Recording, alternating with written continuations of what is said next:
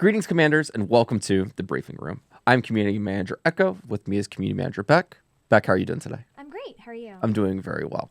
For those of you that don't know what the Briefing Room is all about, this is a show that is focused on the community. We answer questions, go over hot topics, meet some of the many community members that are within the Star Trek Fleet Command community itself. And Beck, we have a very special guest today, don't we? That we do. We have another one of our content creators with us today, UltimatDJz. How are you, DJ? I'm wonderful. How are you guys today? What's up? Doing great. So for those of the audience that don't know who you are, what's with the cat setup, cat mask and everything? I like cats. Okay. Is that it?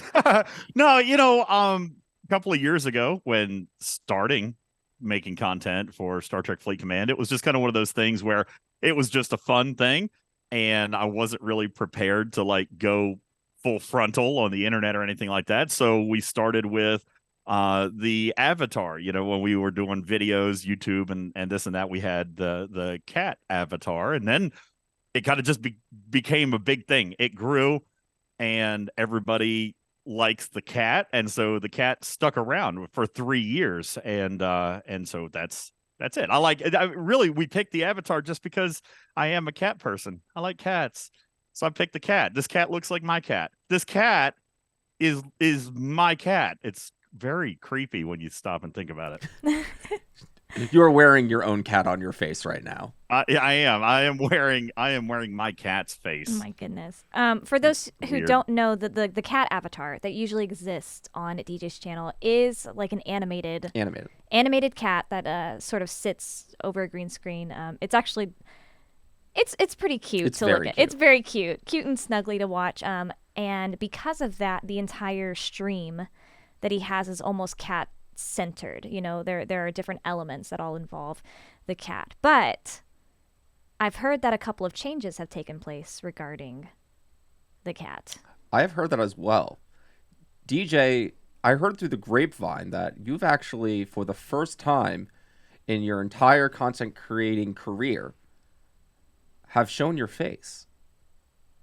I did. I drew inspiration from my dear friend Ripper and just, with wanting to grow the channel and wanting to do bigger things, it kind of became apparent after a while that eventually, I'm going to have to do something with my face. I'm going to have to let myself be introduced to the community when we go to cons, when we travel, when we, visit with you, Mr. President. So just whenever things like that are going to happen, obviously I'm not going to be able to wear this. Well, in that regard, does that mean that we get the honor and the privilege of having a face reveal as well?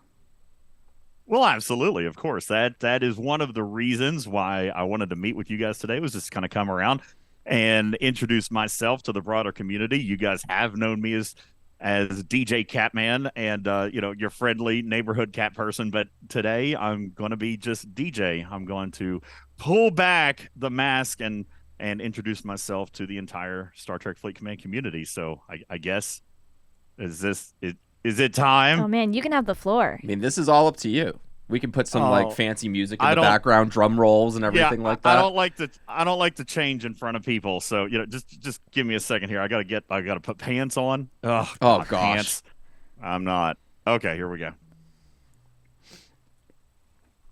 The layers are coming off. Wow. And there he is in the flesh. And ta-da! No whiskers. Well, hi. Nice to meet you guys. Hi, nice to meet you for the very first time ever. It's nice My to name's meet DJ. you, face to face. Known DJ for about a year now, and just seeing his face, it's wild. It's shocking, right? Yeah. It's certainly not nearly as cute as the cat was, but we'll roll with it. We'll go with it. So, DJ, I guess now that we get to see you and we are learning so much more about you, how long have you been making content for at this point? Oh, gosh, almost 4 years. I guess 3.5 years. Coming up this fall would be 4 years of making content inside Star Trek Fleet Command. I was a day one player, and it wasn't very long after that I decided that I kind of wanted to do something a little bit extra. And we started with just a podcast, a radio show. That's what my background is. I've done radio for decades. So, and I know you can't tell because I look so young and rejuvenated. But no, I'm actually quite old. So I've done radio for many many years, and so that's actually how content started for Star Trek Fleet Command. Because back then there were other video streamers. Rev Deuce was still around. He was actually instrumental in kind of introducing me to the powers that be at that time. And because there was already a lot of video involved with the game, and my experience and kind of my passion was in talk radio, we decided at that time to start a podcast. And it's great. It serves a different clientele within this game. It serves those who are, you know, spending time in the vehicle and driving and don't necessarily have maybe the time to look at a screen while they're consuming their content. So and I'm wordy. I can talk for a long time. So the podcast made sense, and we created that back in October of 2018, 19, no, 19, I guess. So yeah, I don't know. The dates are all fuzzy at this point. It's been a long history. Yeah, it's really interesting that you bring up that you were a player first, because Beck and I were actually just talking about this earlier. Like he said, DJ wasn't making content when he first started playing Star Trek Fleet Command, right, Beck? Right. So, like, the shift from player to content creator, we were curious about what inspired you to make that switch. Well, there's an argument to be made that I never really made the switch. I just added another hat, right? Because I played the game and loved the game. I love the math. I love the depth of this game. I love what existed 3.5 years ago was a great deal of strategy in the game. And it fascinated me to kind of explore that strategy and learn what worked and what didn't work. And so that was kind of married into the podcast. It was always, you know, very much about teaching, education, game mechanics. And so I never stopped being a player. I played the game and I experienced it from the community's standpoint, and then came the podcast, then came the content creation as to how can we play this better? How can we play it faster or cheaper or just be able to hit the targets that we want to hit. It obviously was a very different game 3.5 years ago, and those things really, really mattered. Echo, like, you know, how to kill hostiles and get the extra life and the extra hull health, or how to mitigate the damage. Those things were super important. They still are, but when the game was very, very fresh and didn't have, you know, as big of a community presence as we do now, those things were really, really important to be able to share with players. And I think that is hopefully partly one of the reasons that the product grew as much as it did, is because we were there serving the player and giving the player the strategies and the practices that would make them better.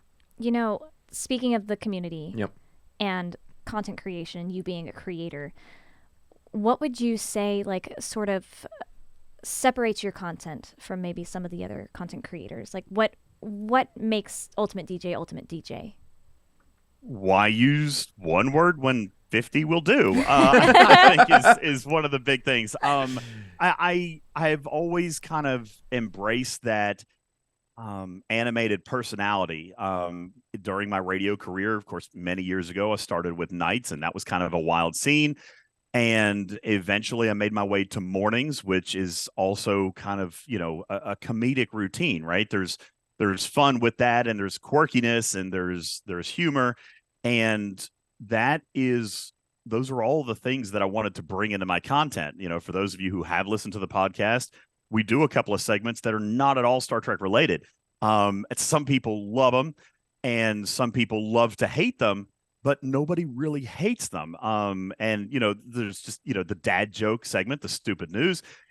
Those are, I think, some of the things that do set me apart, is kind of the structure and the content that we provide is a break, so to speak. I mean, we could do all about Star Trek all the time, but even within a show, even within a singular show, there's topics, there's some cute segments, there's, you know, the parody commercials, and And then there's also getting to know each other. Like I've always really, really super embraced the community aspect of the show, call-ins and open stage and our panelists, because getting to know people and learning from people that you know and respect and appreciate, I think is super important. And that's one of the things that I've done on the show with our guests and with our panelists, and even with you, Mr. President, and you, Beck, to come on the show and kind of humanize everybody, to get people to know the face behind the podium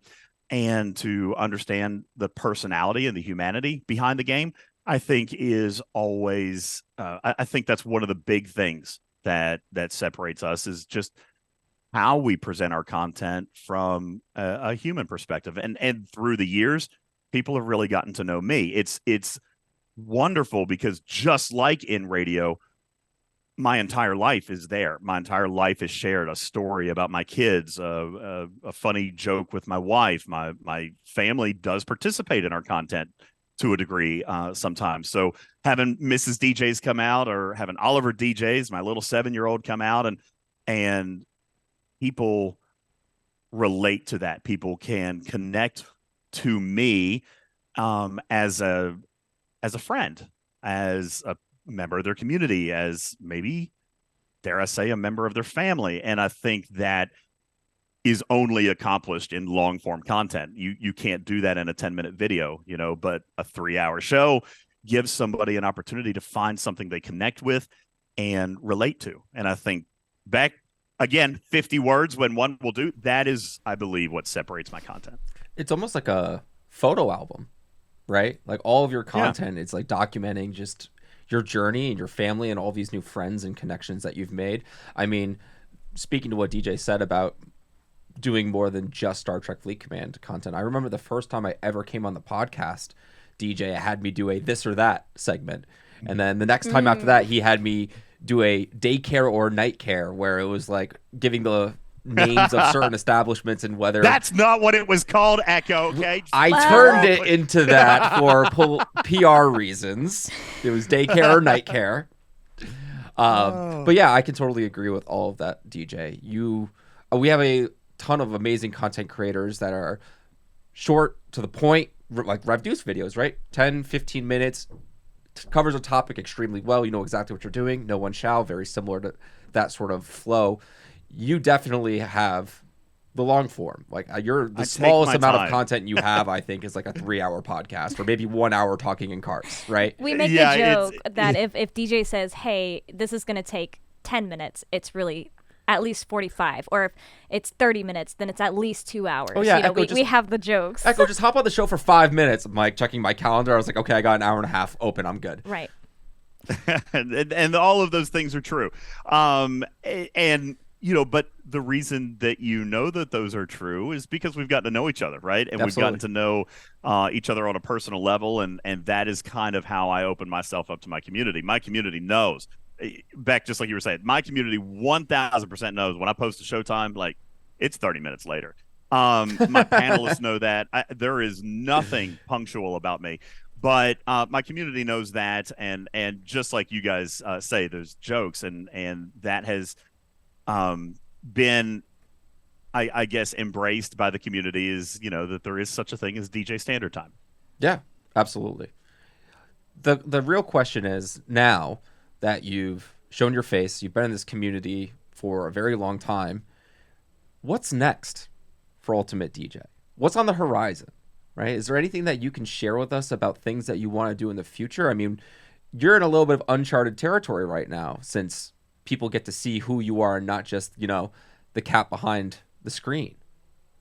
Yeah, the face behind the fur has been revealed. And so we do have some plans. And some of those plans involved having to be available to people, right? And so we do have some travel plans. As a matter of fact, here very, very soon, we are going to be visiting you too, out there in Culver City. You will be. So, and we're bringing a slew of cast with us. Almost the entire Talking Trek panel will be joining us out there to raise some shenanigans, and hopefully be able to interact with you guys and share a meal and talk.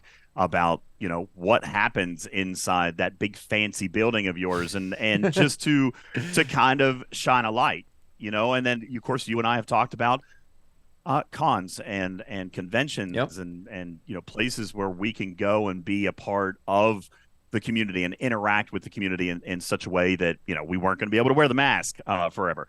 So, you know, obviously, you know, we would love to do bigger and better things with Scopely and with the community, and that kind of required, you know, this. With all of that, all the upcoming things, not just now in person with a face, but also, you know, continually doing your videos and podcasts, there are going to be some people that have never seen your content before. So where can they find you? When can they find you? We have content all over the place. Over the years, we've expanded, you know, not just from the podcast, but we've got a YouTube channel where we put a lot of our produced shorts and you know, shorter, kind of quick and dirty videos about the game. We also have a Twitch channel where we do kind of a much less structured long form, kind of what Twitch is. You're just hanging out, having fun.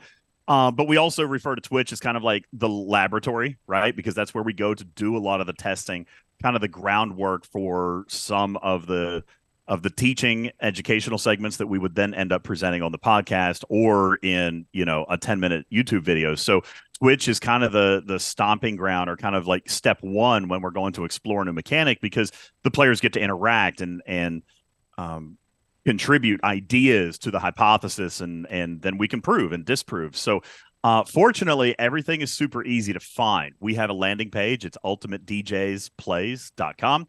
There is no E. Everyone always tells me, Echo, that I misspelled my name. It's very intentional. I've had this name for like 20-some years.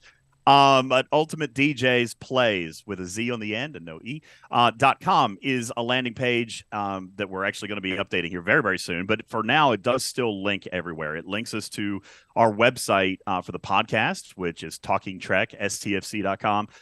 It links us over to our YouTube channel. It links us over to our Twitch channel, and then just a bunch of other various little things that we've got going on as far as merchandise and supporters clubs and the charities that we run and so forth and so on. So there is kind of that central place at UltimatDJz Plays, but a lot of our content can still be found. The most of it can be found at TalkingTrek.stfc.com, which is the name of the podcast, in case anybody wondered why so random. It is Talking Trek. And that's the primary website where you can find all of our content, and all of it's there. We don't ever take anything down. The very first episode ever is up, and it's horrible, so please don't listen to it. And for anyone that wants those links, they're down in the description below. DJ, thank you so much for coming on to the show today. And if you want to see anyone else on the briefing room, be sure to leave a comment down below. And Commanders, we will see you next time. Live long and prosper.